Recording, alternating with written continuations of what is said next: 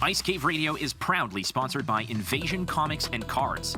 Located in Richmond Hill, Ontario, just minutes north of Toronto, Invasion carries one of the largest inventories of Star Wars Unlimited singles, and yes, we're shipping all across North America.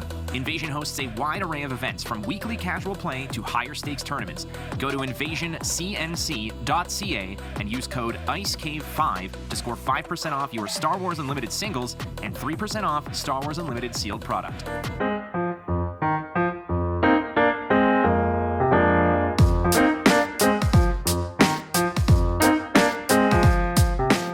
Welcome, friends, to another edition of the Ice Cave Radio programming transmission. This is brought to you by... I'm changing it up. Just very official. That's what I was trying to think. I was like, let's just make this sound very official. And also from the 60s, apparently. But as always, brought to you by Invasion Comics and Cards. And if you want to meet the wonderful people from Invasion, we had a chat with Chris and Shelby on Hello There this past week, so you can go check that out and see everything that's going on at Invasion, just north of Toronto. So check them out. How you guys doing? Good. Great. I had an awesome time at a big tournament over the weekend. I think we all played in pretty significant things over the weekend, right? We did. And it was just a ton of fun. It was great to get to go to a bigger card game and general event again, and I'm sure we'll talk a lot about that I'll do my line now, as we also talk about the hot topics, headlines, strategies, and community issues surrounding Star Wars Unlimited, and so much more. And so much more. This is where I do my line, and I say, on this episode... ... Oh, I'm sorry. Am I the only one who has access to the notes? No, you could write your own stuff. First of all, I just wanted to do it because I thought it was funny, specifically that Doa said, "I'll do my line," even though I don't need it. On this episode, obviously, we are going to cover spoilers. There's been a lot of them recently. We're gonna try to speed through them. I know in our Discord, for example, there was a lot of people that were kind of hoping we were going to do a bit of a meta debrief because, again, big events, not just the ones that we participated in, but just kind of like all around the country, really, and even up there in Canada. So we're going to do those things. But before we jump into those, we have to cover our cave pull of the week. The cave pull of the week. Every Sunday, this one was my turn. I got to do this one. And thanks to the miracle of science and internet and imagery and such, it was another one with some visual aids. But ultimately, the question this week, gentlemen, was, which of these generals would you trust to win a major battle? So it's not like, somebody like, oh, who do you trust to, I don't know, like, have the best, I don't know, coffee suggestions or anything. No, or music selection. It's win a major battle. So your options this week were General Hux, General Solo, General Leia Organa, General Veers, General Anakin Skywalker, General Grievous. We've got General Calrissian, General Kenobi, and finally General Hera Syndulla, in which she was, I believe she was promoted down the line. She was Captain Syndulla for a while, but she was promoted to General. So I have a good feeling about what Charmer has selected. So I'm going to ask you first, Doa. Who was your selection for the general you trust the most? I think right away you need to take generals that have, major battle wins canonically, right? And then my other criteria was kind of like, who do I trust to not really get distracted from the mission, to like stay on point, to stay on target, if you will, despite what happens. So I went with General Veers, because he did win the Battle of Hoth. Like, the Millennium Falcon escaped, but that wasn't his fault. His job was to get in there and knock out the shield generator, which he did, and he crushed the rebels on the way. So big victory for General Veers. You never hear Vader complain about him, right? He's alive, right? That's a good start. Yeah, exactly. Yeah, like one of the few Imperial officers to, be in personal contact with Vader and not die. So that's a point in his favor. And he's just stays on task. So I appreciate that. So if I had a major battle that I needed winning and I didn't want to have to worry, like I said, about someone getting distracted by a side quest or something like that pops out of nowhere, I would pick General Veers. I think that's the logical choice. I think that's a very safe choice. Remember last week I was talking about how Wedge Antilles had that absolute flex when he's like, I'm already on my way out because he's getting the job done. Veers has a very similar one where he's like, you may start your landing. And he's just like, yeah, we'll get it done. No problem. Like, party's on. Yep. Let's go. Start showing All up. Business. Yeah, I think that's like, And like Admiral Oswalt screwed it up too, right? I mean, he actually like gave him the hard mode battle theoretically because Oswalt tipped off the rebels that they were coming, and Veers still just like walked in there, literally. Well, he came out of hyperspace too quick. Like, what a jackass, but he paid for it with his life. I think that's a very look. I won't give my answer yet. Veers was in a small group of like strong candidates, but I have a feeling that I know what Charmer's going to pick.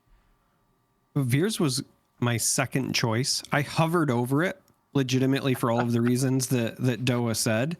I don't know how you cannot pick Obi-Wan Kenobi.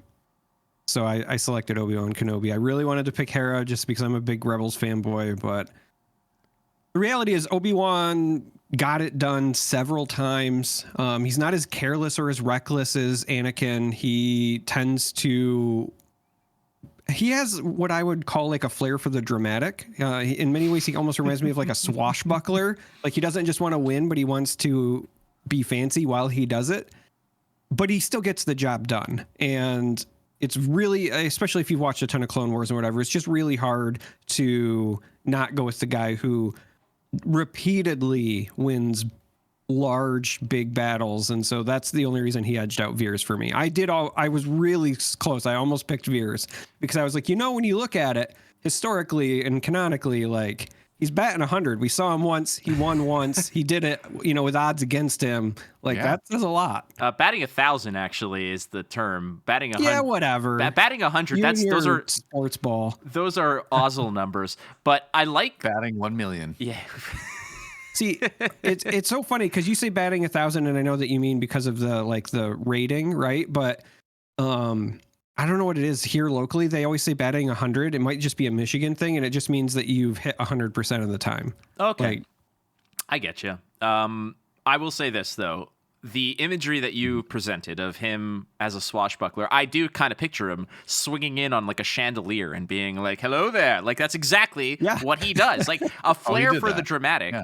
Is precisely what he's about, because it's not like he's like, okay, I have the element of surprise. I'm going to wait till everyone's kind of busy and then I'm going to take out the leader and then I'm going to jump into the middle. Like it's like the swashbuckler who doesn't just jump onto the pirate ship, but decides that the best place for him is in the water surrounded by sharks. And he's like, no, this is exactly where I need to be. I got you right where I want you. Basically. So I would have had you for Hera, frankly, but I think that I also was debating between Veers and Kenobi. Veers just seems to me like all business and gets the job done, and I think that that's exactly what you want from a general. However, who do I want? I think that in terms of success, I think I have a good chance of success with both, and I would probably rather be with Obi-Wan Kenobi, frankly. It seems like a slightly better work environment, a little work-life balance kind of thing. Because at the end of the day, Anakin knew, Kenobi knew about Anakin and Padme, and he's like, you think I'm blind? You doofus? Of course I know that you two are hooking up but it's good for your morale. He didn't report him to HR. Yeah, that's because he's maybe he should have though. With the way things went, like hindsight's 20/20, but it's like maybe you should have said something. Damn you, Kenobi! But you're right. Like at the end of the day, I think that it's going to be Kenobi for sort of more of a quality of life type situation. But let's go check the results. What did you all think? And in the lead was, hello there, it is General Kenobi. 37.5% 17.27%. I think that the numbers that were up here, I think, are good. I think they kind of are what I would suspect. In second place, Anakin Skywalker. I'm not surprised about Anakin being that high because, again, if you think about it this way, how many times did Anakin rescue Obi-Wan? I don't know. A couple times. Well, what does that have to do with being a general? Well, he leads missions and Anakin comes in. And like a lot of the times, like one of the coolest parts of the movie sometimes is when Anakin's like, I have to save you again. And then Obi-Wan's like, hey, that time, like at that place, that doesn't count. I would make the argument that maybe Kenobi enacted such a plan knowing that he had Anakin capable of saving him. He's utilizing his tools. Wow, what a toxic relationship. It's like, no, if I say that I'm in trouble, I know that you're going to come rescue me. Like, no. Third place. Are you a good general if you just like leave your whole army behind and go off on these side quests? That was my whole, Veer's like reasoning, right? Was that like Obi-Wan and Anakin are like, yeah, you guys do this thing. We're going to go off over here. Hopefully everything stays to plan because if it doesn't, we're not going to be around to give orders. That doesn't sound like a very good general to me. All right. That's a very good argument. Just saying. Third place was General Leia Organa. 17.27%. Fourth place, this is the surprise, is our boy Veers. Veers came in fourth. And Hera was fifth with 10 votes, 9%. And then it's a significant drop-off as both Han and Lando combined for 3 votes and iced out. Fair.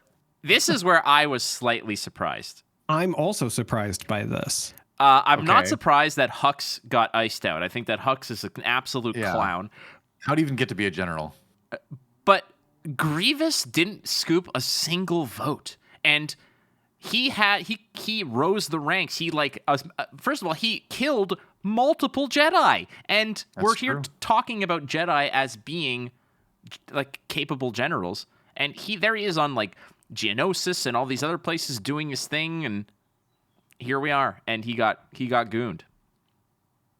Yeah, I mean, it's because people only know him from the Clone Wars stuff, but obviously, he was a successful general. Although I think you could make the argument that like, if you're leading an army of robots that are incapable of disobeying you, are you really a great leader, or are you just putting commands into a computer? That's true. Also, every time we see you, it ends with you running away. So yeah. Are you really? Yep. Yeah, well, his obsession with lightsabers kind of gets in the way. So, yeah, maybe I can see it. Side quests. Yeah. We didn't get some of the omissions were like General Dodonna and stuff like that, but we wanted to keep it to 9 for aesthetic reasons.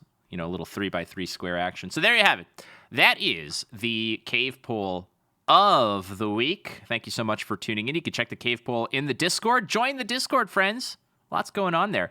Headlines. The best headline that I think we've got is that Ice Cave merchandise is finally available for purchase through our friends at Berry Good Embroidery. You guys can check out. The link will be in the comments and such, or the show notes, or whatever you want to call them, the description of the video. But it is available. T-shirts are about $20 to $25. Hoodies are under $40. Shipping to the US, I think, is about $5 or $6. So it's affordable. Huge. Yeah, and we're getting our stuff. We hope that you guys can sort of rep the Ice Cave at your next event, and I think that some people already have. Beanies, caps, hoodies, T-shirts, and my favorite, which is the 3/4 baseball tee. Those are awesome. I love those. So that's the headline I will submit. On that note, shout out to everybody that came up and said hi to me at the 4K event in Meritia, California. I don't even know if I'm pronouncing the name of that town right. It's about an hour and a half away from LA. But I had probably half a dozen or more people come up and say they listened to the show. So shout out to you guys. Thanks for watching. Thanks for spreading the good word. And it was just a ton of fun meeting people. It was nobody knew me at my event. Now they know me as the guy who won the lightsaber, but before they didn't know. Yeah, but to be fair though, that's kind of a bigger deal in my opinion. You won the tournament. Let's be real. I have never had a real trophy, and this makes me so happy. That is neat. So, yeah, it's the Mantis from Ultra Sabers, and it's actually pretty like hefty. I'll put it that way. So can you like hit things with it? Is it capable of not falling apart and do that? Because I know some sabers are like combat ready, quote unquote. I mean, I haven't given it like a good whack, but it's in there pretty solid, and it's not. So like I also own the ones from Galaxy's Edge, right? Okay. And those ones you can, but they warn you against it because they have a removable blade. Like you have to like twist them in and out. This is like bolted in, so you can change your blades with these, but there's like a screw that you have to undo, and they like hide it very well. But yeah, I think that this one's probably a bit more sturdy than those, which is already a step in the right direction. Hey, that's canon accurate, because if you look at one of the posters, I think it is from like The Force Awakens or whatever, somebody zoomed in and saw that the lightsaber that Rey was holding had like a Phillips head screw in it, and they're like, Phillips head screwdrivers are now Star Wars canon. So I mean, why wouldn't they be? It's a very logical way to create a little bolt that you can hand twist into something. So I don't think that's to me, when I see that, I'm like, well, yeah, why wouldn't they have like normal screws? Like any culture would probably think of something like that. That's not weird. It's a hex. Sorry, I'll turn it over. Oh, a hex, not a Phillips. So it's a not. So it's not not canon. It's not movie accurate. It's only canon if it's got a Phillips head. Yeah, that's right. Only the Sith deal with hexagons. That's right. It's not a multi-channel mixer. Yeah. Ultimately, I think we all had a great weekend of tournaments. We've got I've got some more coming up this weekend, and I ended up finishing 5th. But what's fascinating about this was that I finished 5th, but they cut to top 4, which was weird. So I bubbled out, but I still got a top 8 finish, and I got my mace. But nice. That's it. That's all. So we're going to sort of cruise through. A lot of the headlines this week are going to be spoilers, frankly, as I think we all anticipate that that's what's going to be the story moving forward for the next couple of maybe, more than weeks, months, next month or two is just going to be all getting all the cards in for the next month. So let's dig into it, friends. And I'm going to kick things off with L337 Leet. Yeah, this takes you back, doesn't it? Like 15 years of talking on MIRC. or just a couple years if you only know this from a Star Wars or from Solo, a Star Wars story. Right? Yeah. So even current if you're an idiot and have numbers in your name. Yeah, well. There you go. Yeah. But this is the droid that was like, hanging out with Lando, right? That is correct. It is a 2-drop ground unit, L337, a cunning heroic ground unit, a 2/2 underworld droid. Says, when played, you may rescue a captured card. If you don't, give a shield token to this unit. It has the smuggle, a cost of 4 with a cunning and a heroism attached to it. So, nice little utility card, I believe. This character in lore actually, I believe, became like the personality, quote unquote, of the Millennium Falcon, right? I believe so. I think that is the end result of what happened in that film. Yeah. Yes. It was a fun movie, I'm not going to lie. But the card itself, I think, is a nice... I would say it's a little bit of a sideboard card. I think if you're playing against a lot of capture mechanics, I think having a very cheap 2-drop to sort of rescue is a great thing. Think about like Fang Fighter to that degree. It's like a sideboard thing. But also, if you just give it a shield, this is great as a 2-drop against aggro. A 2/2, it's like a crafty smuggler.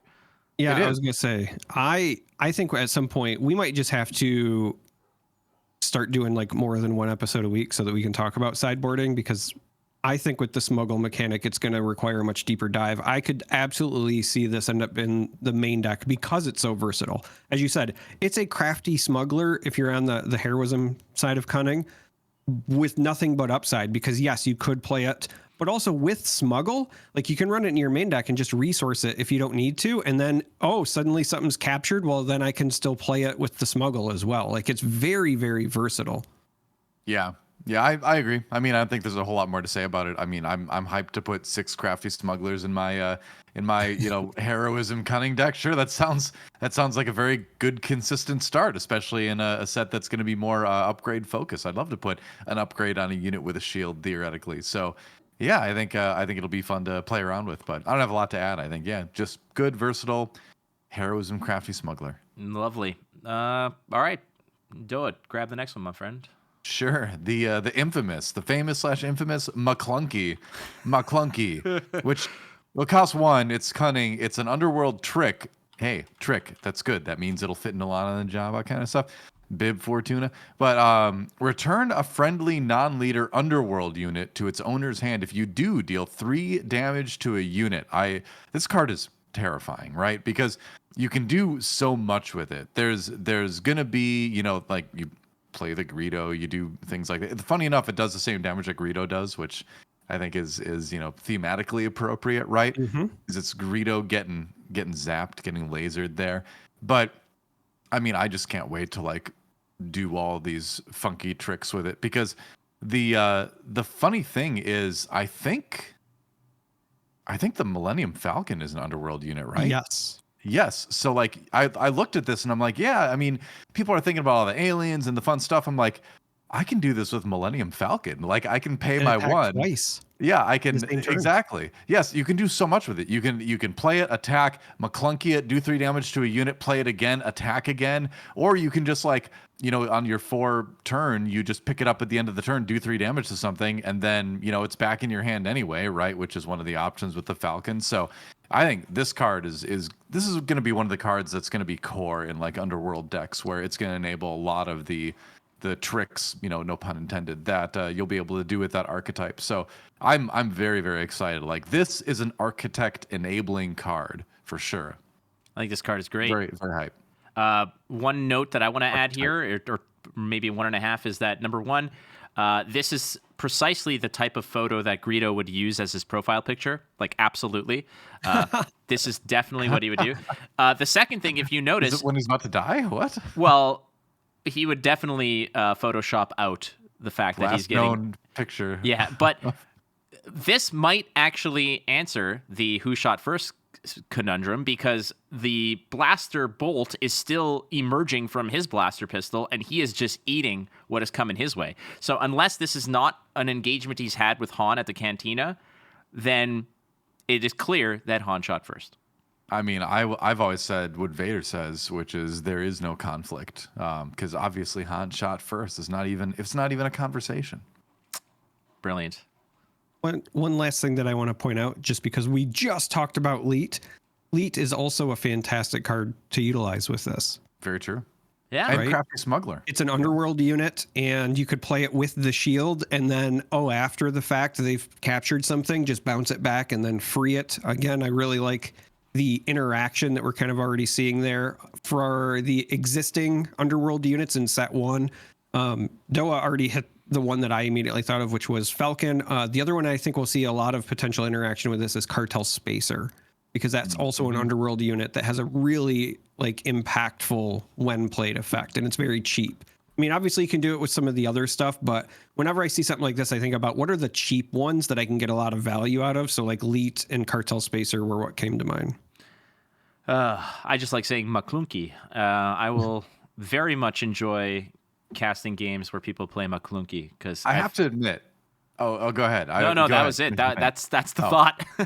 I have to admit, like when I first saw this card, I was like, "What's McClunky?" Because I've never watched on like the Disney Plus version, which I think is the first time they inserted the McClunky scene. So I had no idea. I was like, "Why is everyone saying McClunky suddenly?" And then I'm like, "Oh, okay, they added another new moment to Star Wars now."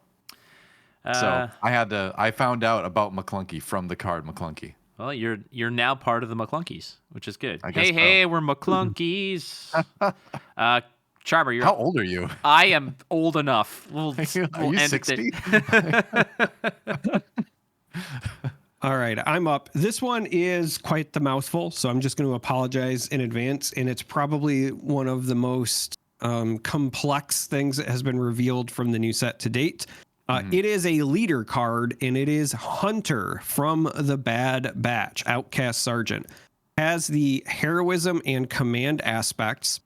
The leader side has fringe and clone tags, and his leader ability says, as an action, you can pay 1 resource and exhaust it. 2, reveal a resource you control. If it shares a name with a friendly, unique unit, return the resource to its owner's hand and put the top card of your deck into play as a resource.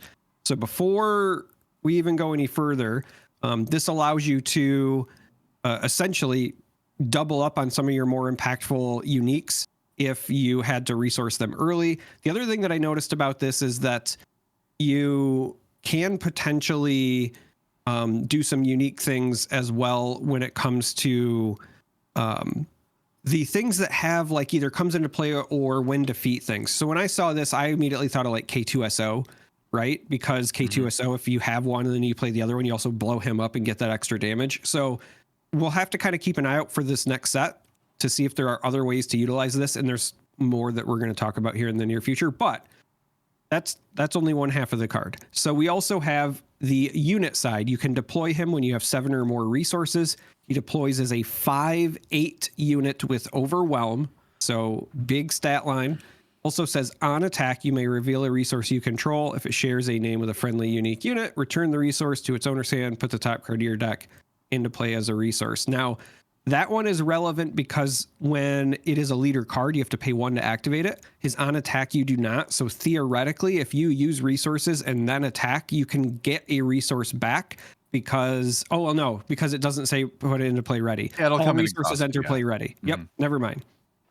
Yeah, no, you are right. It'll enter exhausted, but it does let you do some funky things still, where it's like you attack and then you can check to see what the new resource is, and so you can also bounce around stuff that way too. But you nailed it with like K2SO. Another one that's a prime target for this kind of thing is Luke Skywalker Jedi Knight, because if you play one while the other one's on the board, the first one dies, the second one sees a friendly unit having died, and then you get the -6/-6, even if nothing else of yours has died. So you can do some interesting tricks with this. But it's very interesting to me that this is on a leader, where like this is the theme of a deck. I think it enables some very interesting theory crafting around deck building, and I really like that we see stuff like this coming out of the game, right? Where like Hera's a good one, I think in set 1, where it's just a very interesting way to think about deck building. And so I like that theme is kind of continuing, where we have these leaders where it's like, are they good? Are they not good? It's hard to say, but if nothing else, it just is a really interesting way to think about making a deck. I don't really have much to. I'm piss poor at evaluating heroes, so I'm not going to even attempt. This kind of commands brain power that I do not have access to, so I'm not even going to attempt at try to figure out this leader until I guess more sets come out. Or you can just do the next card, because I think it's your turn anyway, and then we can talk about the obvious use for it, because this very clearly pairs with some of the other Bad Batch that we know have been revealed. So all right, why don't you kick that off for us, Flake? That makes sense to me. It is this one revealed by Roll On Gaming. So we're going to give you a 4-drop ground unit named Echo. It is a command and heroism unit, a 4/4 fringe clone. Built in, Restore 2 says when played, you may discard a card from your hand, give 2 experience tokens to a unit in play with the same name as the discarded card. So I'm a control player at heart. When I see Restore 2, my heart flutters. I always love any kind of restore elements. I love removal aspects. I love 2-for-1ing things. But seeing Restore 2 on a card and a 4/4 body on a 4-drop, I'm liking it. The when played aspect, when you discarding a card, giving 2 experience tokens to a unit do you have with the same name. My only concern about these things is you're playing this, and if you're playing on curve and even if you're playing only one thing per turn, I always worry about having to get rid of cards in hand that early on in the game, because those pivotal first 3 or 4 turns, you want as many access to as many things as possible. Now, if it's going to give 2 experience tokens to something you already have on the board, you're bolstering the board state that you already have and making it difficult. But I worry about a scenario where you play Echo, you discard a card from hand, you give something 2 experience points, and then it dies to like a takedown, and then you're down multiple cards. Now, don't get me wrong, you'll still have an Echo on the board, but it can come with some risk. Yeah. Well, I think it's okay if that inspires someone to use a takedown on an undervalued unit, right? So that's another thing to kind of think of, is that if they're using it on your cheaper unit that is now buffed, they're not going to be using it on a better unit down the line that they would normally save takedown for. So that still kind of might be an advantage. But I just like that, like Charmer mentioned, Echo kind of plays off of Hunter's ability, where you're not necessarily losing a card from hand where you're doing this, because you're using Hunter to take a card in hand from your resources. So that's one card up in hand, and then you're discarding that card essentially to give 2 experience to something that's on the board. So you can sort of use this to sort of give your leader almost a new ability. And what I really like is that this is a 4 for a 4/4. Which is, as we know already in the game, a very good cost for stat line. 4/4s are getting to the point where they're a little bit tricky to remove, because you don't want to use a takedown on it. And there's only a couple other cards that can like do 4, easily. It doesn't trade very naturally, so it's a good stat line for it. Restore 2 is a nice bonus, and yeah, if you play it in Hunter, I think you can do a lot of interesting things with it. So I like this card. Yeah. I know that we have a lot to cover, but there are some key things that might not be readily apparent that I just want to highlight. So first, you guys keep saying takedown, and I agree with you. But if you play this and you also then pitch an Echo, he's a 6/6 restore. You can't even take this dude down. And I think there's a number of key units when you're talking about curve plays that also are going to get a good long look. So the one that I keep thinking about is Yoda. If you Yoda on 3 and then you Echo and pitch a Yoda, he goes outside of takedown range. You've now got 2 units with Restore 2. And if they do kill the Yoda, you get to draw the card back anyway. So you're not really down the card long run. So I really do think that Echo is going to find his way into some of those kind of heroism, vigilance command lists. The last thing I want to highlight, because it's very easy to miss this when you're staring at him and Hunter next to each other, is that Hunter says specifically unique units, whereas Echo does not. So Echo does allow you to pitch a like Battlefield Marine to bump up another one. And that sometimes, like late game when you're drawing cards, like, yeah, you don't want to give up cards, but if you draw some of that early game like chaff, just pitching it to pump something that's already on the board is sometimes the value you need. Could make Grogu even harder to kill. Ugh. I forgot about that bastard. Right? Yeah. Suddenly he's a 2. He'd be a 2/7? He'd be a 2/7. Yeah, good luck. You're going to vanquish Grogu? All right. I would love to. I think a lot of people will. Yeah. All right. It's up for grabs. I'll just take this one. Sure.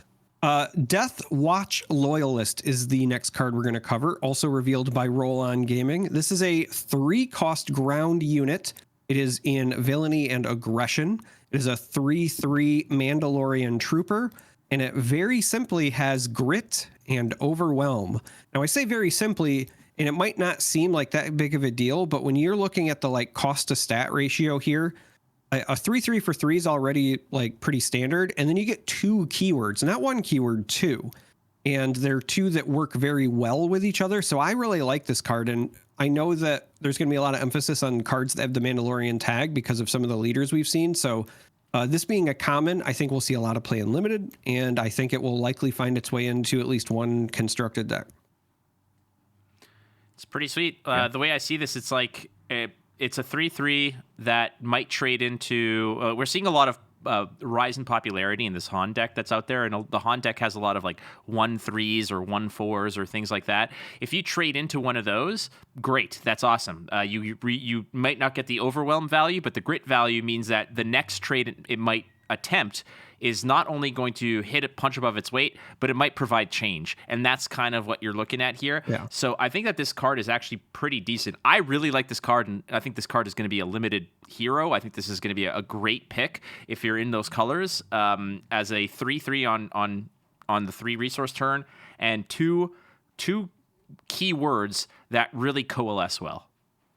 Yeah, Inquisitor loves this, by the way. If you're coming from Magic, it's a ball lightning, right? Because it can attack the turn it comes into play after you Inquisitor it, and then it's like a 5/1 overwhelm at that point. Massive. That one from Roll On Gaming again. So thank you very much to Roll On Gaming. Doa, let's move on. What do we got?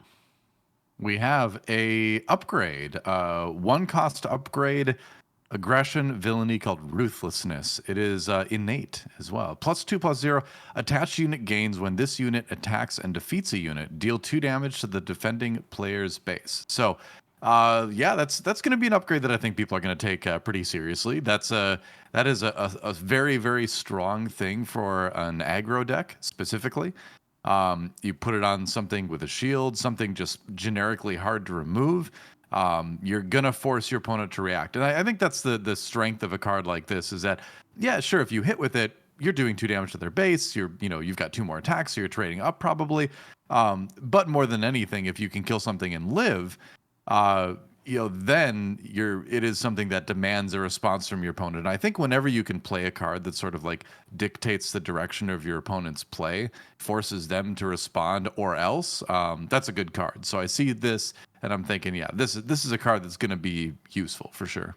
Okay, the first thing that popped into my mind, and maybe it's just because of recency bias, but I see this in a Vader list, wherein this past weekend, like it was always for me a race to get to my Vader, and once Vader showed up, he would basically just mop the floor with all the aggro decks because he would 2-for-1 every single time. You drop this on Vader. And keep in mind, when this attacks and defeats a unit, you attack and you could have defeat 2 units. So now, like a lot of the times the decision I would have to make with Vader as my leader was, do I want to pressure the base or do I just want to play it safe and clear the board? You could kind of do both now. You could swing into a low stack unit. You could deal another 2 to clean up some weenie on the board, and you're cleaning 2 units and dealing 4 damage to the base. So you're getting it all done in one beautiful package. And Vader swings for 7, so he's now able to clear out a whole lot of other things. Now maybe I'm pie in the skying this card, but for 1 cost, I feel like it's so damn good.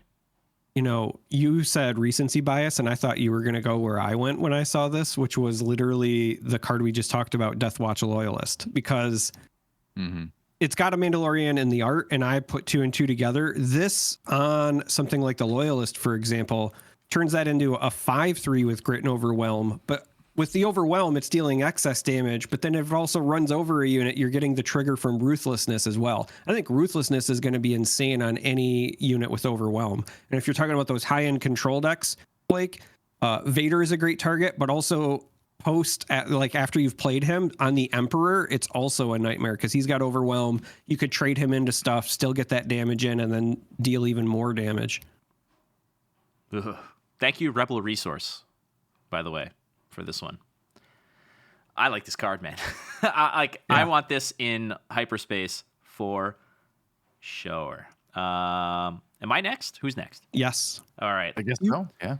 Another one by Rebel Resource. It's going to be a 4-drop ground unit in heroism and aggression. I just call it Sabine. It's in Sabine.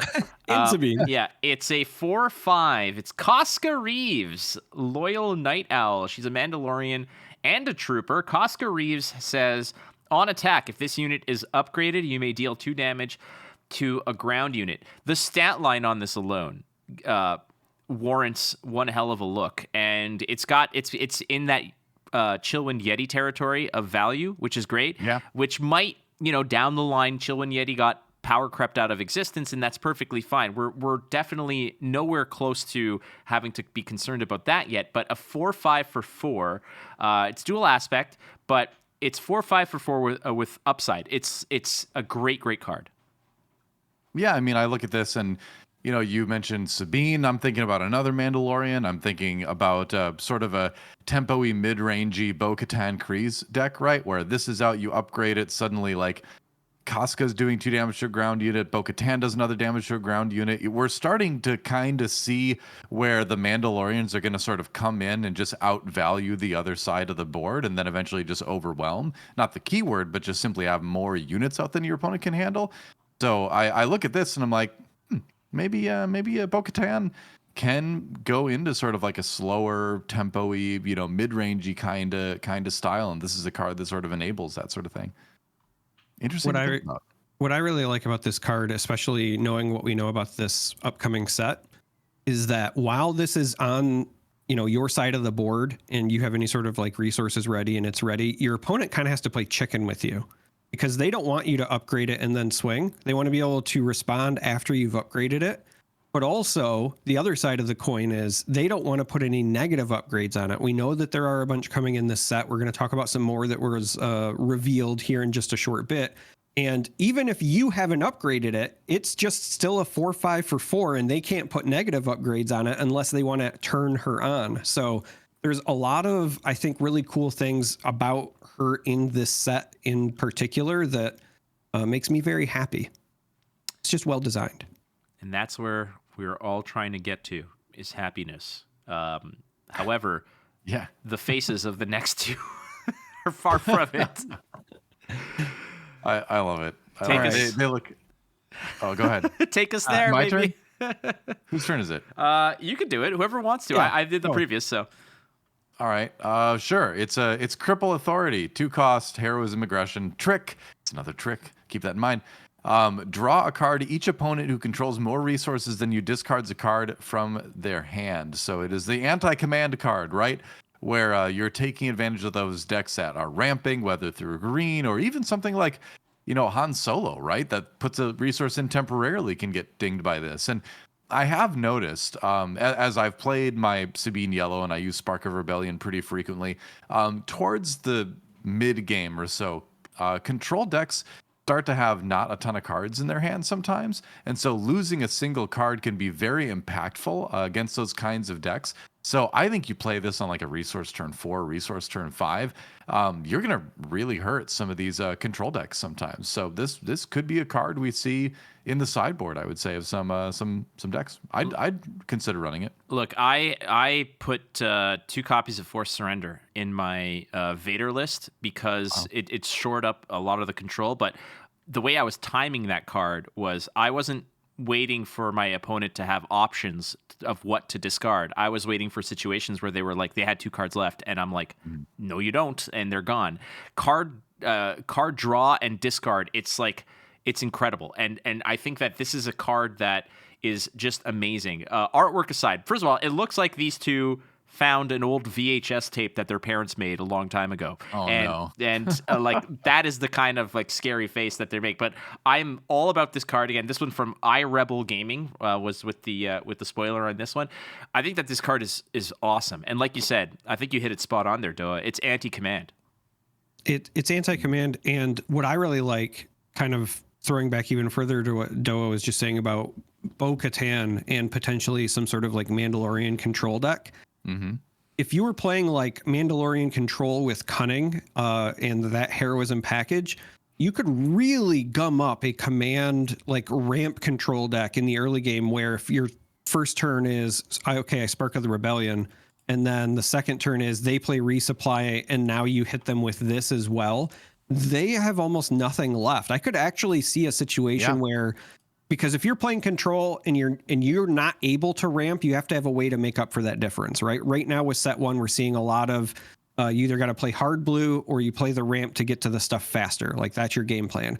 This gives the aggressive control decks an option because you can run this, and then you could again run maybe Spark of the Rebellion, even throw in like Force Throw, just a 1-for-1, make them discard a card thing. This could be a strategy. Yeah, totally. Yeah. All right, next one. I think this card is just fantastic. This is Omega from the Bad Batch. This is a 2-cost ground unit, heroism and cunning.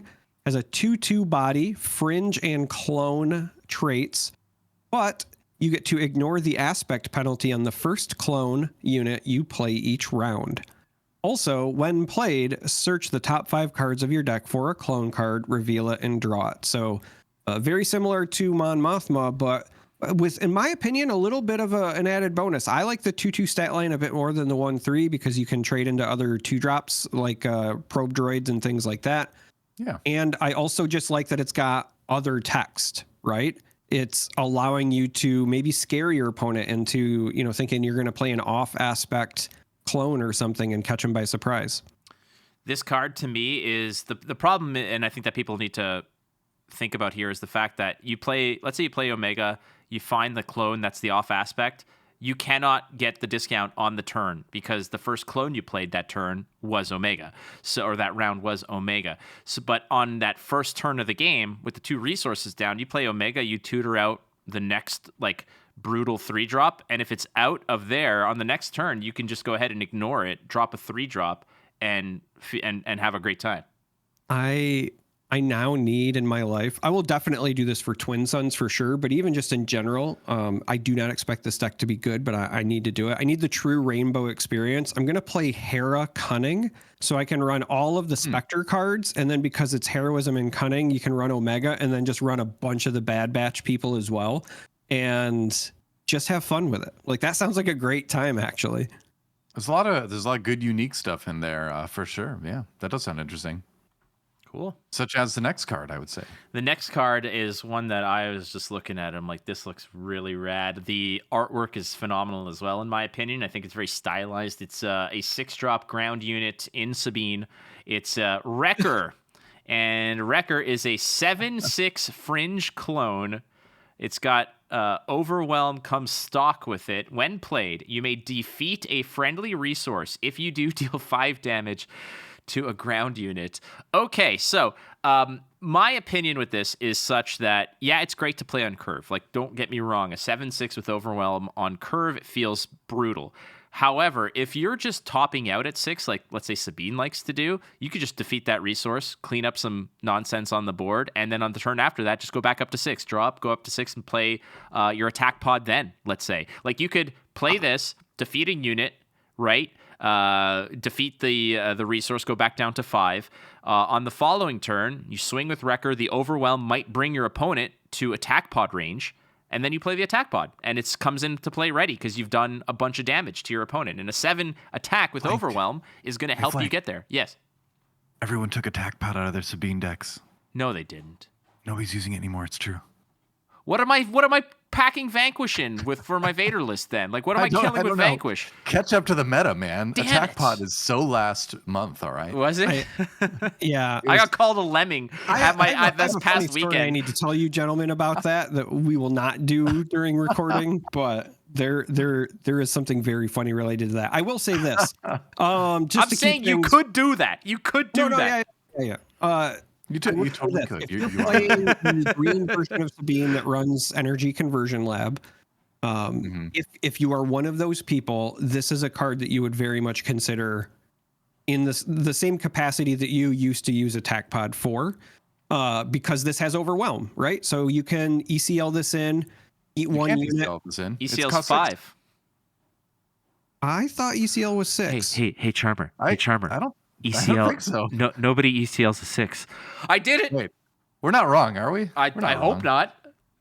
I'm pretty sure it's 5. It's like 5 or less, right? Like, no, he's right. It's 6. No, because 6 is 6 is my sweet spot.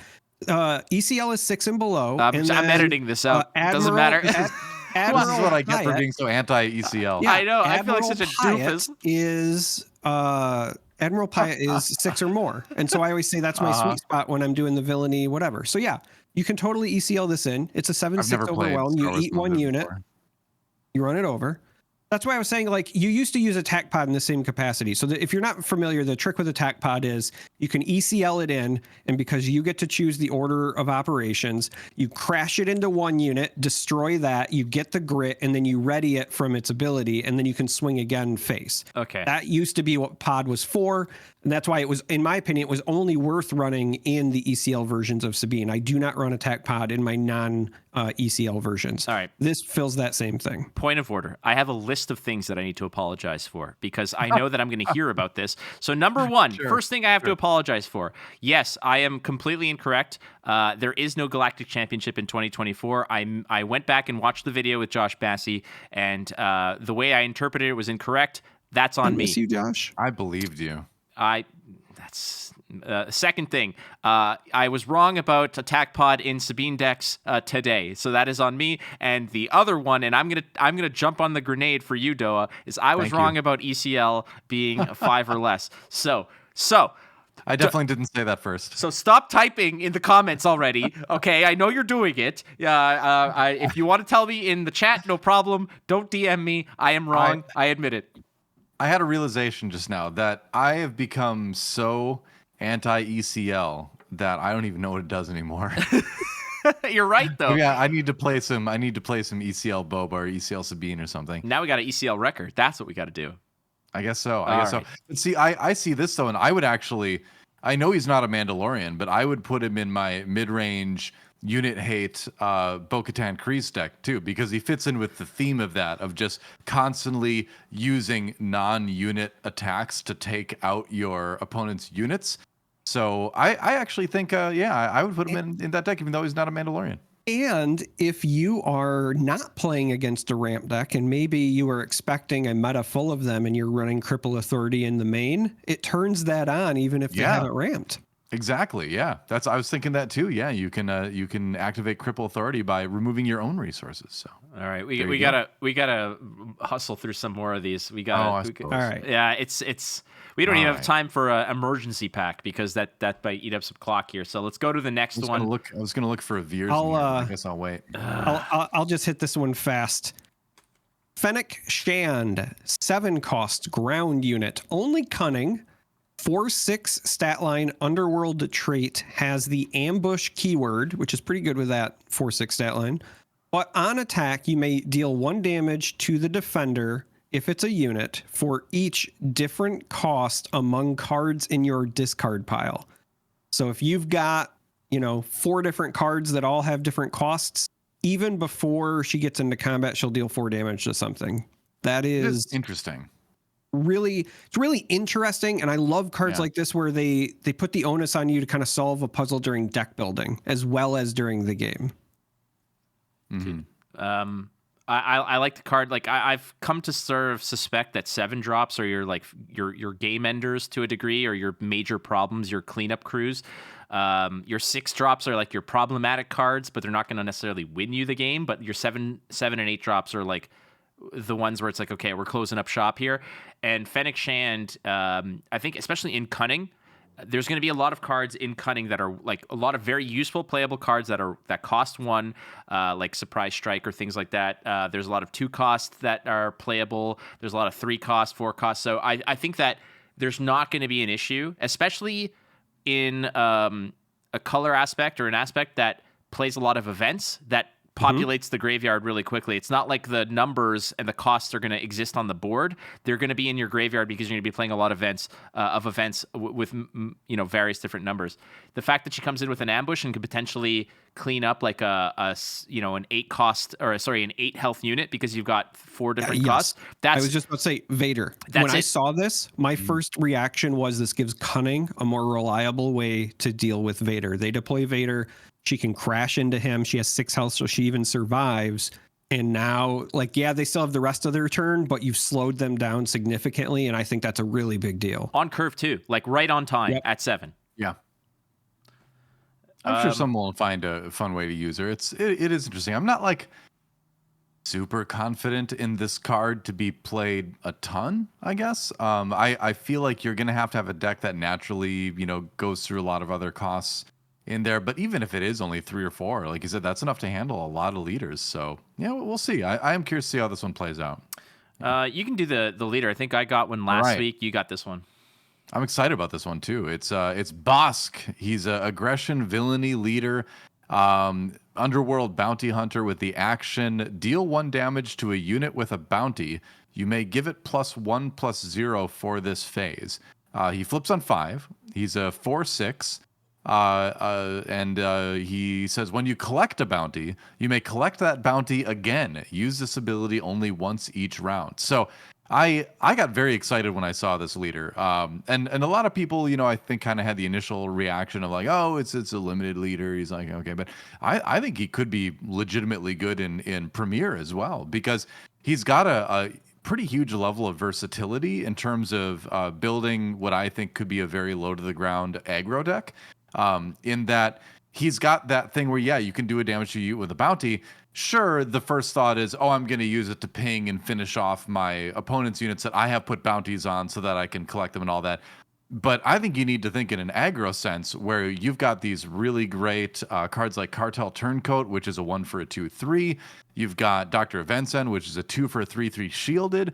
and you use it on your own unit, then suddenly Dr. Vincent's coming in, as a 4/3, Cartel Turncoat's coming in as a 3/3 for 2. So I'm thinking you can use this to play some of those cheaper bounty units that are going to be in aggro decks anyway and maybe buff them even more. There's like a couple steps to get through for that, and that's where I think this falls apart a little bit. But I like that there's a lot of versatility just on his leader side alone that might enable some interesting aggressive deck building options. His flip side obviously is very much about taking bounties you put on your opponent's stuff, but when you get to that point in the game, ideally you've had the chance to set some of that stuff up. So I think he's going to be an interesting leader to build around, in that you are aggressive early, soften them up, and then you use the double collection theoretically around his flip turn and later to have these really strong game closing plays. So I think he's going to be a really fun leader to build around and play. There's a lot of versatility, I think, that he can bring. Well, he's the George Costanza of it all, because he's double dipping the chip. That's what he's doing. Oh, okay. You double dip the chip. You just take one dip and end it. But I think what this hero desperately wants is let's say a unit with bounty and grit, like something like that. Maybe just to give it a little extra help. I don't want to say much more other than I think this could be a very good aggro and control leader. And on the control side, there's a card that we're going to talk about in about 5 more cards that I just want to do once, just once. So let's just move on. I'll just jump into the next one so that we can keep things going here. The next reveal is Chain Code Collector. This is a 4-cost ground unit, only cunning aspect. Has a 4/2 stat line, Underworld Bounty Hunter for the tags, has ambush, but also on attack, if the defender has a bounty, it gets -4/-0 for this attack. So again, ambush with a 4/2 for 4 isn't terrible, but a lot of times it's just going to be a 1-for-1. But if they have a bounty, you might just crash into them, get that unit removed, and then survive to get into another fight. Hey, it's a card that has a built-in Jeddah City. You can't be angry about that. But this is what I was looking at thinking about this. I didn't even notice the 2 body. I thought it was just gonna automatically be like a 4/4, And then I was like, oh, of course you need the -4/-0 because you got to live, dude. And that's the thing. It's very fragile. Well, what this functions as is essentially giving cunning single target removal, which I think is okay, because I think cunning as an aspect, it makes sense if they have access to a little bit of everything. So this is kind of like a little bit of takedown, a little bit of open fire. It's not a 3 for 4 cost for 4 damage event. It's not a 5 to just take out something with 5 or less health, or 4 to take something with 5 or less health. It's 4 to do 4 damage via ambush. And the unit's probably going to die unless there's a bounty on the other side. So I think the bounty is a nice little bonus thing, but I think of this as just, potentially strong single target, ground removal for cunning. So it almost acts as an event a lot of times, which is interesting to see in cunning. All right. Next up is probably one of my favorite cards so far that I've seen. It is a 4-drop ground unit, Vigilance, Heroism. It is Rose Tico, dedicated to the cause. She's a 2/6 resistance unit. She comes in shielded. On attack, you may defeat a shield token on a friendly unit. If you do, give 2 experience tokens to that unit. Luke is licking his chops on this one. This is exactly the leader that you want to pair this one up with. But even then, you drop Rose. She's a 2/6 with the shield on her. If nobody, bothers her, she could attack as a 4/8.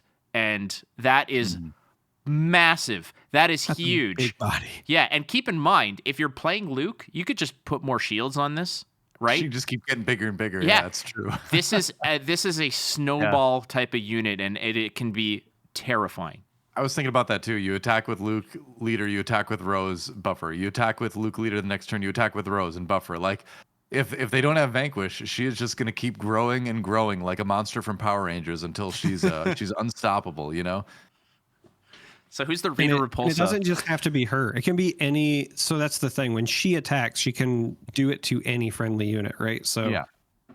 Could make those cargo juggernauts, if you're still running those to gain the health, for example, that much bigger. There's so many uses for this. I also think that this is an interesting card to start looking at when pairing with stuff like Asteroid Sanctuary that's seen some play, but in and out. that, in my opinion, suddenly has a ton more value here. So I dig it. I'm not looking forward to playing against her. I'm a bit scared, but I dig it. Yeah. It presents a big problem for your opponent too if you like have Luke and her and like your Yoda from earlier out or something like that, and she starts like Luke starts putting shields on Yoda, she starts like buffing Yoda, and he's still restoring. So then it's like, all right, they have to do damage to you because you're healing. They have to kill these units, but these units keep getting bigger. She's got 6 health, so I think Super it goes laser. great in Luke, Yeah. and it definitely gets to a point of where you just overwhelm people with HP basically. So Hey. yeah, it's interesting. Power failure stocks on the rise, baby. Oh, I know. I'm you know me. I already had it in my sideboard in this tournament last weekend, and it did quite well. All right, let's cruise. We've got the next one, Doa.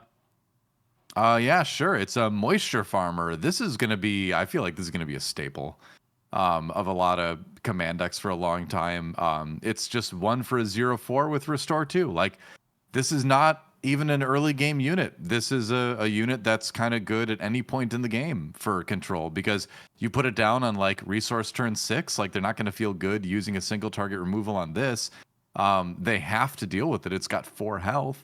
So yeah, I think this one is just gonna be around a lot. Like, it's just a great card to reduce a lot of that early game aggression, right? Because you could play it early against an aggro deck, and then essentially it may not get to do much restore, but it will absorb 4 worth of damage from your opponent's units before they start hitting you. So it is kind of functionally 4 extra health on your base a lot of times. So yeah, I see this and it's a common, but like this is going to be a staple, I feel like, in a lot of slower decks going forward. No notes. Yeah, I just want to say 2 very fast things. First, I think you said command, Doa. No, it's and I vigilance, think you meant right? the word control. Like when you said Did I staple. say- I thought Oh, you said control. Yeah, staple and control. command, but I think you meant control. No, I But meant- I just I mean wanted to make control, sure you're right. for the folks who are listening to the audio version, this is a vigilance card, not green. Yes. The other thing I want to say, because it's in vigilance, this is definitely a candidate for when you would consider entrenching your own cards. Totally. Yeah. Kind of depends on the board state, but very, very scary. Hey, Then quick, they just don't play ground units and you can never restore again. Right. That's what I said. Depends on the board state, but No, I think you're right. I think because there's not a lot of games where you just don't play ground units. So yeah, I think in a lot of situations, entrenching it wouldn't be a bad idea. yeah. quick fun fact: at my store championship, store showdown, I had a 6/6 Childson on curve, and then I on the following turn I put 2 entrenches on it against a Sabine, and my they gosh. just could not do anything. It was amazing. Power They failure. were not running the power failure. It was song. game 1. Power failure. I'm telling you. It was I'm game telling 1, you. and I was like, "There's no way that they're running that in the main board. I don't have to worry about it." So I was like, "Let's Tempting. greed it out. Let's do it." All right, I gotta tell you about this tournament moment here too. I'm not gonna talk about like who the opponent was or anything, because I don't want to embarrass them too much. But because I've done similar things, but they had a stormtrooper out, like a Death Star stormtrooper. I had K2SO and they entrenched it, and I was like, oh, okay.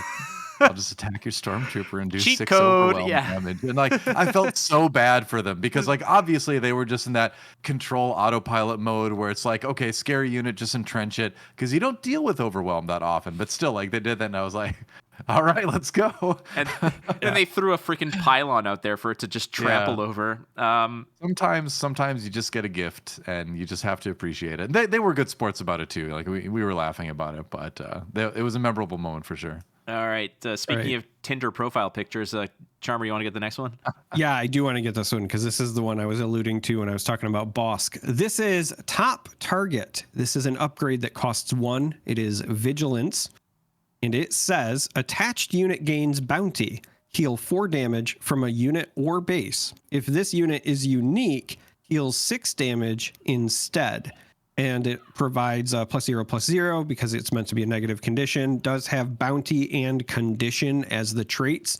But when I was saying earlier that I want to do this at least once, I need to flip Bosk, play top target, and kill something, and hopefully it's a unique unit so I can pull 12 damage off my base and then just like watch my opponent melt inside. That's the holy grail for me right now when this new set comes out. I need to make it happen. as an aggro player, I hate this card, and I have nothing more to add. I will say this: this might actually be a nice replacement, perhaps for repair, but maybe not. It gives you a little bit more, but you still have to kill something. That's the tough part. Okay, next one. I really absolutely adore this card. I was talking about favorite cards. This might be probably one of the strongest cards in the uncommon slot. It is 3-drop Command Heroism. It's a ground unit called the Sundari Peacekeeper, a 1/5 Mandalorian Trooper, but hang tight, we're not done yet. It's Raid 2, and it's Restore 2. So swings in as a 3/5 and heals 2 off your base. This thing is going to be a pain in the ass to get rid of, and it can clap back. This thing trades very, very favorably with problematic cards like Echo Base Defender, let's say, or any of the other 3-body cards on the board that can be annoying from a previous turn. I call that the 3-body problem. Yeah. I invented that term, by the way. I know nothing about that show, but I know that it's like all the rage right now, so maybe I got to dive into that. It's okay, it's fun. But I think this card is going to be really good, too. I see this, and I'm like, so I'm going to build Bo-Katan with Aggression Command, I guess. All right. That's the plan. Because I would want to include this to fit the mid-rangey sort of nature of what I've got in mind for that. Sure. I hate this card. Okay. As a Sabine player, I look at this and I'm like, I hate this card. 12-12 Charlton. Yeah. This is what I'm going to use my Leia on. I did win a game by change of heart a Childson to kill an Emperor Palpatine. That was fun. That does so I'm just saying, Childson's he's a fad, right? He's a good card, but there's a lot of good answers for him out there. It's just people are just now figuring out how to use them. But he's not the best unit ever. You could have changed of hearted the Palpatine and ran through the Childson and done some overwhelm damage. No, it was a big Childson. Palpatine leader. Oh, the leader. Never mind then. Yeah. Wow. Oh, gross. Never mind. Okay. Doa, next one? Yeah, sure. It's Dengar, the famous bounty hunter. He costs 1 for a 2/2. Ooh, that's nice. When you play an upgrade on a unit, you may deal 1 damage to that unit. So, yeah, I mean, he just lets you do a little bit more damage to things that have bounties on them. Like, hey, who goes in a Bosk deck? Other bounty hunters. Shocking, right? Yeah. And if you're playing that control Bosk that I was just talking about, if something has 1 health left and you play top target on it, Dengar shoots it, and then boom, you gain all that health. This one was revealed by the Jodo cast, and it was also brought to our attention that this is a very similar unit to the Destiny card, Dengar Ruthless Tracker. Oh. You know, I look at this too, and I'm like, so you pay 1 to play him, you pay another 1 to put a bounty on one of their things, then theoretically you can reduce a lot of those 3 health units to something that Dengar can then take out the next turn. I've always looked at Dengar and wondered, I'm like, did he just leave mid body cast? Like, you know, like he looks like he's like the Yeti from like 1990s WWF, you know, just like a mummy kind of style. The Yeti is a mummy? It was WWF in the 90s. Nothing mattered. Nothing made sense. Charmer, you want the next one? Trying to keep the next one is not the Houndstooth, by the way. Yeah, I was going to say famously got this one wrong, so I might as well do it. The next one is Punishing 1. We just talked about Dengar, so now we get Dengar's ship. This is a 3-cost space unit. It is aggression and villainy, just like Dengar. Has a 3/4 body, has underworld, vehicle, and transport as the tags. When an upgraded enemy unit is defeated, you may ready this unit. Use this ability only once each round. Hey, feels good Chase to me. Those bounties. Well, and this is what I think a lot of people are going to have to just sort of come to terms with right now is the fact that bounties are upgrades. And so you're going to have to sort of think about that and be like, okay, much like shields are upgrades and experience tokens are upgrades, they all fall under that category of cards. So when you put a bounty on something and you defeat it, punishing 1 can continue to it could be punishing 2. Like that's what it could do. Yeah, I love just from a Star Wars lore sense, I love that we have characters and their matching ships, and they interact with each other. It's, we had Han Solo leader, and we had the Millennium Falcon. Now we got Dengar and Punishing One. Obviously, Boba Fett leader and Fett's Fire Spray. We see people talk a lot about it. It's quite a good combo. So I like more of this. This is the thing I like in Star Wars card games, matching up the character with their ship, It's the best. Or their lightsaber. Damn right. Okay, next one is, these ones snuck in at the wire. It's a 2-cost upgrade Command. Price on your head. A very terrifying type of, you got like this Zordon type thing going on with the big floating head there. It's awesome to find teenagers with attitude. So this is like I said, a 2-cost upgrade bounty condition +0/+0. Attached unit gains bounty. Put the top card of your deck into play as a resource. So it's a little bit of a ramp style bounty card. I think that, I'm not sure if this is going to replace something like resupply, but I mean, as a secondary ramp option for heroism, maybe, potentially, we'll see. It's a common. Yeah, I mean, I feel like you can do a lot of fun stuff with this. You can just make this your first play of the game on one of their units, and then have a way to remove something the very next turn. And I think there's a lot of ways you can get some cheap ramp out of this. It's interesting. Yeah, it's funny you mentioned heroism, because that's what I thought of when I saw this, just because obviously you don't want to just go all ramp all the time. And Villainy has the Super Laser Technician, aka DJ Death Star, which is fantastic. This does give you another option. But the other reason I thought heroism is because depending on what you choose to pair with the Mandalorian leader, or maybe some of these other Mandalorian or bounty hunter decks that are on the heroism side, this might be one of your better ways to capitalize on those bounties and kind of play into that theme as well. I also think it'll just be really good and limited, if I'm being honest. Well, it works well in Bo-Katan and Bossk, right? So those both kind of take advantage of, Bo-Katan can ramp into bigger stuff, which helps her sort of tempo mission of bigger stuff, taking out their side of the board, overwhelming with units. And Bossk, obviously, you get the benefit from killing things with bounties. So I feel like it works well into a couple of the leaders that we've seen already too. Okay, you guys can fight over the last one. It's Doa's turn, so. Oh, all right, sure, I'll go.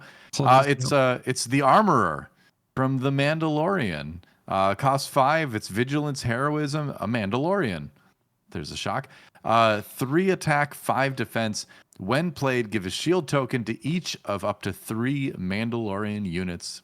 And then for some reason, Rose Tico is there, and she just starts turning those shield tokens into experience. She's just hanging out with the Mandalorians now. But yeah, I mean, funny enough, like, this card and Rose actually do go really well together, despite Rose not being a Mandalorian. But just on its own, I think this is going to be a strong play if you can maintain your board state and play her when you've got a bunch of Mandalorians out. Maybe this is a reason to run Bo-Katan with Vigilance, right? Because Bo-Katan, does she flip on 5 or 6? She flips on 6, right? I'm trying to remember. I think it's 6. 6, yeah. Yes. Okay, so this comes out a little bit early for that, but you could time it in a way where you could get at least 2 shield tokens maybe. Well, I was just about to say, the thing about this that you have to remember is this can target itself. It doesn't say other, just says up to 3, and this is a Mandalorian. Yeah. So if you've got 2 other Mandalorians, right? You played one on 3, you played one on 4, as long as they didn't die. And we've already seen some Mandalorians that do have high health totals, right? So like that Sundari Peacekeeper that's already got 5 health and has Raid 2 and Restore 2, and now we can give that thing a shield. It just feeds my nightmares even further as an aggro player. So I do think that, if I'm being honest, even if you just have one other Mandalorian, getting a 3/5 shielded and then shielding another unit is pretty decent. But if you've got any other sort of synergy with wanting Mandalorians, she feeds that. If you have any other synergy with shields, like you were saying with Rose, she feeds that. I think this card's pretty versatile, and I think that it might take some time for folks to figure out how to best use it, but I would be surprised if it doesn't find a home at some point. The way I evaluate this is, if you think about it, look at the Cargo Juggernaut as a 4/6 with shield. This is one cheaper with one stat on each side lower, but you can shield multiple things. So I think that it's kind of on par, more or less, for that. But then again, the Juggernaut can heal. This can spread some shields around. I think this card is okay. I think it's all right. I think it's good. But it's going to obviously it's going to hinge on what those like 3-4 drop Mandalorians look like. So we'll see where we go with that. It's going to be a really good card in limited because putting a bunch of shield tokens on your stuff in a limited game is pretty backbreaking sometimes. So I think this card is going to find a happy home in that format too. Those formats. Cool. All those shields are upgrades. Yep, that is true. Power failure. Okay. Friends, lovers, other strangers, thank you so much for another episode of Ice Cave Radio. That's all the spoilers. There's no topic today. The topic is the spoilers. That's it. The medium is the message. Which is fun. I love talking about spoilers. We get to go back and see what we were wrong about later. It's good times.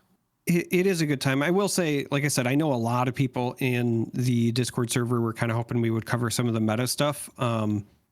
We should at some point. I was going to say, I don't know. We will get to it at some point. We just got to figure out the best way to do it because we're kind of limited on time. And there was a lot this week between spoilers and the games, but we did see the requests. That's what I'm trying to say. It has not been lost on us that is a request. All right. So thank you so much to everybody again for tuning in. We implore you, if you haven't already, please hit the subscribe button on our YouTube channel. We are on a little bit of a march towards 1,000 subscribers. That is a huge milestone for us. So if you guys can help us out, you guys have been excellent with giving us 5-star reviews as well. So thank you immensely for that. Check out our Patreon at patreon.com/icecaveradio. Lots going on over there. Stay tuned for the mailbag happening on Monday. We're going to get to your questions there as well. And obviously, massive thank you to Invasion Comics and Cards in Richmond Hill, Ontario, just north of Toronto. Go to invasioncnc.ca. Use the code IceCave5. 5% off your SWU singles and 3% off your SWU sealed product. And they told me that they're going to have a very special Ice Cave Radio bundle that is going to be available for Shadows of the Galaxy that will only be available if you search on the search bar for Ice Cave Radio bundle. That is going to be a secret sauce just for us. It's not going to be on the main page, but it's going to get you a nice discount. From what I understand, they said they're going to slap together a box, a starter kit, like the 2-player set, and a playmat for some sweet savings. So keep your eyes peeled for that. Go to invasioncnc.ca. All right. Thank you very much for tuning in. Flake at WatchFlake, GGDOA on Twitter, and Charmer at that Charm3R, who's showing you the goods there with his big... Turn it on. Yeah, turn it on and send us off, Charmer. Join the Discord. Lots going on. I think we're at like 250 to 300 members already. Like, we're growing, baby. Last I looked, we were close to 350, actually. What? Great conversation happening on the Discord, by the way. If you aren't on there yet, especially if you have a leader of choice, there's always lots of healthy discussion going. It's buzzing. Like, that's the one thing is that if I look away from it for a few hours and I come back, like, all the channels are having these wicked discussions. So, all right, Charmer, send us off, buddy. May the force be with you.